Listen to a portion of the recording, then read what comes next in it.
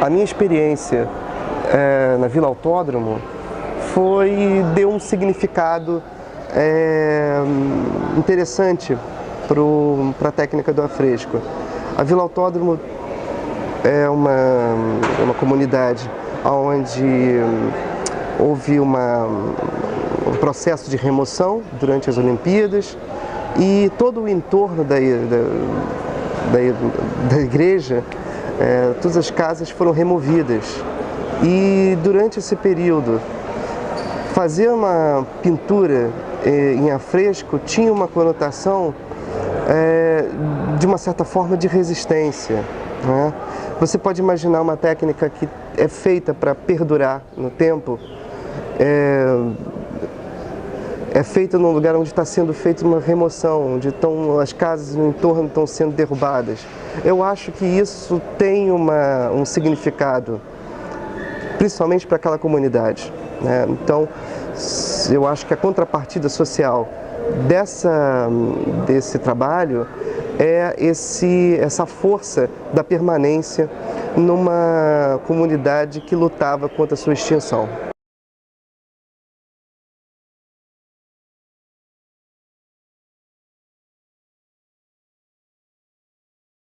Sou moradora da Vila Autódromo há 23 anos. Essa comunidade ela foi fundada com os pescadores e com operários que vieram para trabalhar na obra do autódromo de Jacarepaguá. Nós temos 26 anos de luta para a permanência dessa terra, dessa comunidade, onde vários trabalharam em prol de que essa comunidade ficasse, né?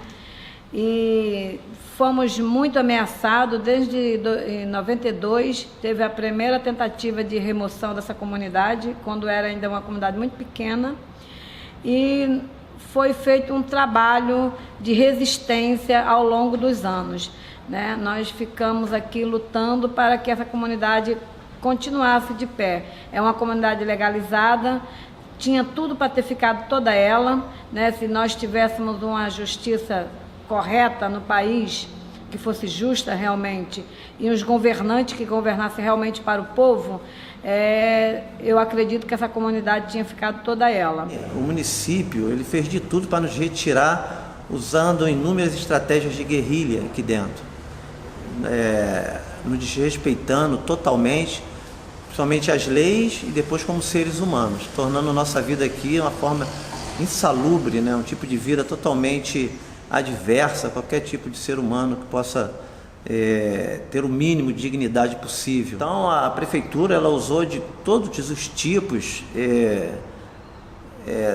os piores que nós podemos imaginar, para tentar nos remover aqui. Então essa resistência foi uma resistência onde as pessoas às vezes falam que, se nós comparamos essa resistência com tipo a história bíblica, né, Davi versus Golias, eu costumo dizer que foi parecido, mas só que foi um Davi versus vários Golias, porque nós lutamos aqui contra um Estado conivente, nós lutamos aqui contra uma justiça que foi omissa, e lutamos também contra a principal emissora do Estado do Rio de Janeiro, soltou várias notas, né, nos colocando contra a sociedade.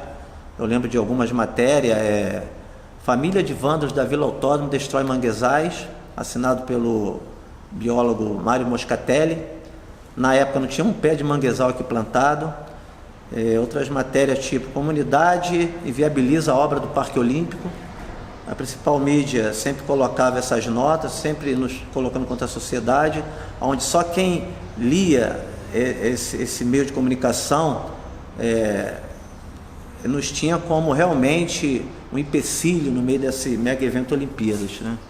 Então, assim, foi uma luta muito desleal e covarde mesmo aqui. O legado que ele está deixando aqui na comunidade da Vila Autódromo é só destruição.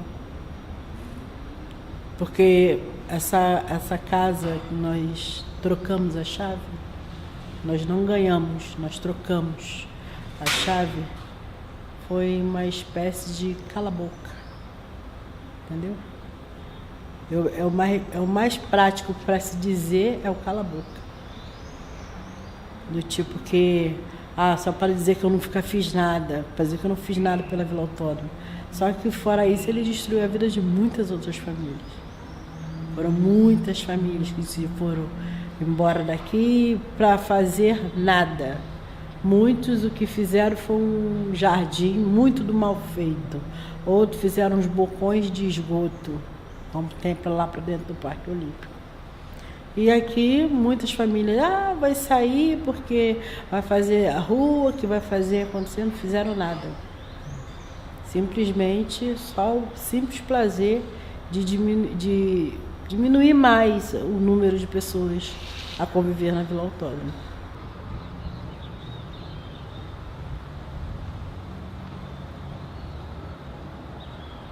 E foi hoje, assim, acabei de acordar com a barra cercada com tudo. E eles falaram que tinha que sair, que o juiz mandou. Infelizmente, os nossos juízes são assim, né? Eles não querem ouvir você. Eu não fui ouvida pelo juiz, ele não me perguntou se eu queria ou não sair da minha casa. Infelizmente, é assim que as coisas acontecem no nosso país.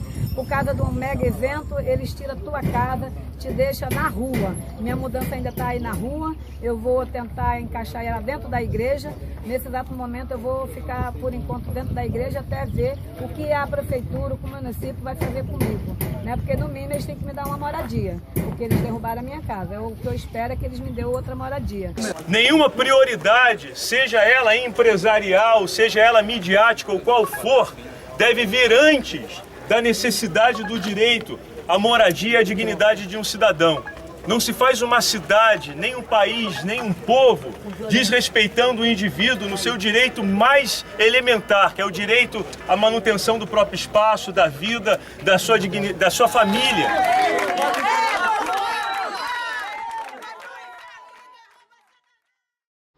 E daí o primeiro afresco, como vocês podem ver, que está do lado direito de quem entra, a gente tem a imagem de São José, acompanhado por 2 anjos, o padroeiro da nossa capela, São José Operário.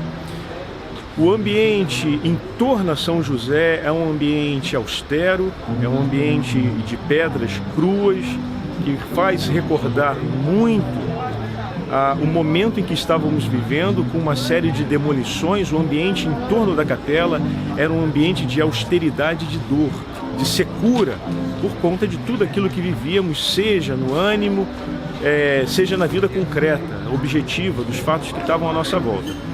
E se repararem bem, atrás tem uma imagem muito significativa, que é quando São José, Nossa Senhora e o menino Jesus partem de Belém, ameaçados pelo rei Herodes.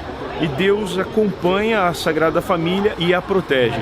A Sagrada Família ali vive o momento em que ela escapa das mãos daquele que foi o primeiro opressor contra a dignidade da família, que era o próprio rei Herodes. E essa cena é uma cena muito marcante para a gente, porque eram as famílias ameaçadas, que estavam passando um momento de grande ameaça por uma autoridade que trazia a elas a possibilidade de extinguir a dignidade interna dessa própria família. Com essa luta toda, nós tivemos a graça de ser contemplado com a pintura de afresco, né, onde veio num momento muito difícil para a gente. Foi um momento assim que a gente estava muito sem esperança, né, por muita luta, muita briga, e vendo o nosso povo indo embora, aquilo nos dava uma tristeza imensa. E essa pintura veio nos fortalecer, né, porque você imagina o contraste, as famílias indo embora, as casas caindo e a igreja levantando uma pintura, recebendo uma pintura. Isso foi fundamental para a gente, porque nos dois sentidos. No sentido de apoiar a luta de ficar, né, que foi assim, para a gente, nossa, foi uma luz no fim do túnel. Nossa, nós estamos ganhando uma pintura, nossa capela vai ficar bonita. E aquelas famílias que não tinham tanta esperança, começaram a ter mais esperança, a crer, porque é como se fosse um sinal de Deus, mostrando, não, vocês vão conseguir. Né? Vamos dar um passo sobre o ato de permanecer, porque era um momento onde todos sentiam a ameaça de uma hora para outra tudo terminar, e de repente veio uma proposta de construção. Vamos construir algo novo, vamos construir algo inédito no Rio de Janeiro. E sem contar a beleza que é essa arte, onde ela ficará aqui na comunidade aí por anos e anos, né? séculos talvez, não sei, Deus é quem sabe, e ela sempre será lembrada que ela foi realizada em um momento de dificuldade, um momento truculento que a comunidade vivenciou, onde muitas pessoas aqui tiveram momentos difíceis, até óbito aconteceu, e essa obra ela vem, de certa forma, ela vem relembrar isso, né, para que essa resistência ela não venha cair no esquecimento.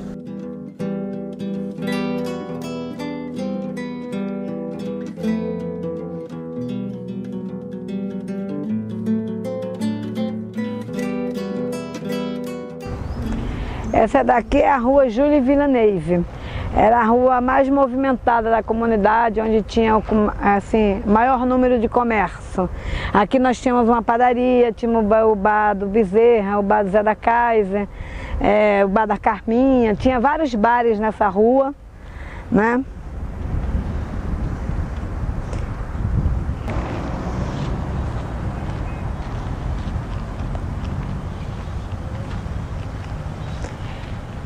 E depois dessa rua nós ainda tínhamos essa rua ela era assim, era uma curva, a minha casa ficava atrás dessa rua aqui, Francisco Lande, essa daqui. E tinha pit stop e aquela última lá que era também, era Beira Rio, a rua Beira Rio, que ela cercava todo o rio desembarcando na lagoa. Também tinha uma faixa de 140 famílias naquela área lá, onde agora está canalizado o rio, né? E essa aqui é a parte mais antiga, o que resta da comunidade velha, né? Digamos assim, da Vila Autódromo Velha. São as árvores dos quintais dos vizinhos, né? Que sobraram. E que a gente ainda mata saudade aqui.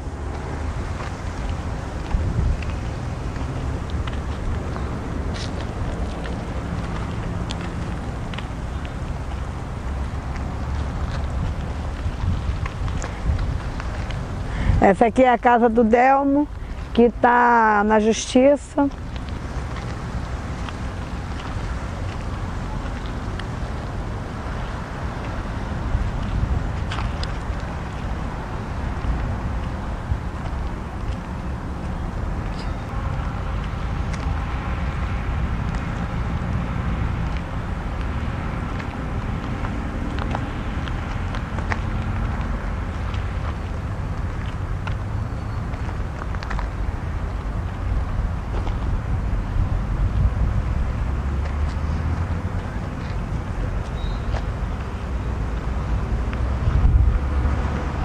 Essa lei que eu te falei, ó, e o vizinho escreveu ela aí.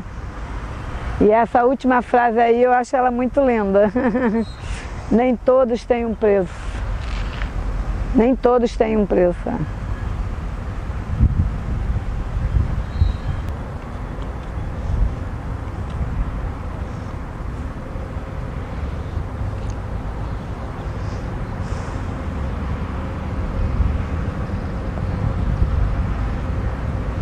E aqui são as novas casas, né?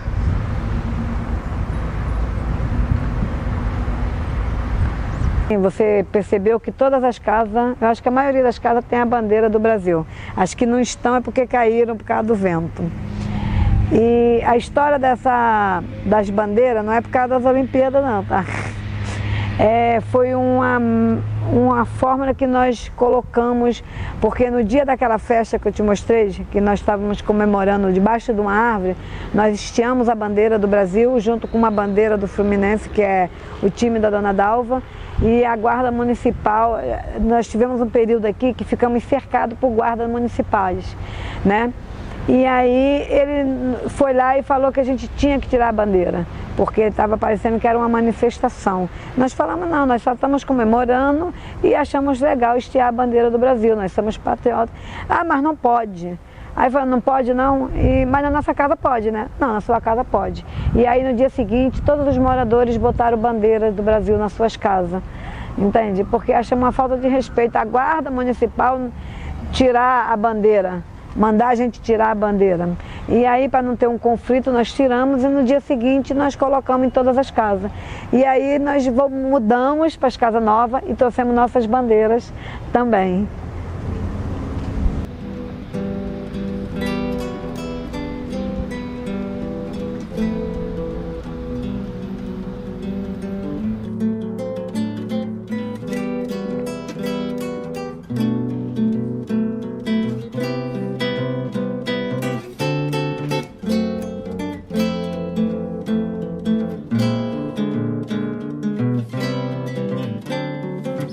Posso afirmar aqui que depois dessa, que a minha participação tem uma dimensão assim, crucial, né,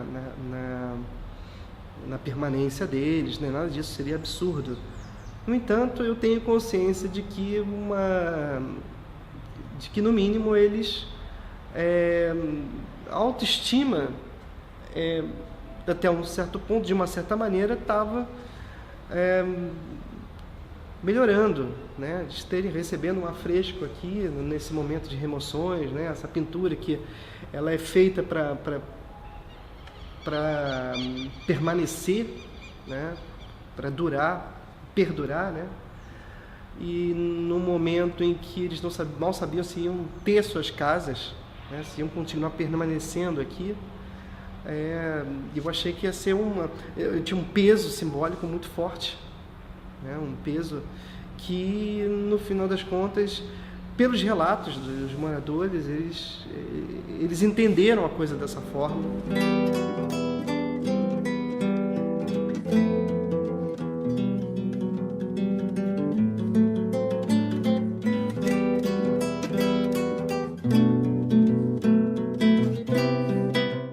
Primeiro, a gente espera que nossas vidas sejam devolvidas aqui, que nós vivemos aqui durante anos como zumbis, né? Tendo que fazer vigília, com medo do trator vir derrubar as casas, né? A gente espera que eles devolvam nossas vidas para que nós possamos tocá-la normalmente, como qualquer família, como qualquer cidadão desse país. E segundo, que eles nos deixem em paz, né?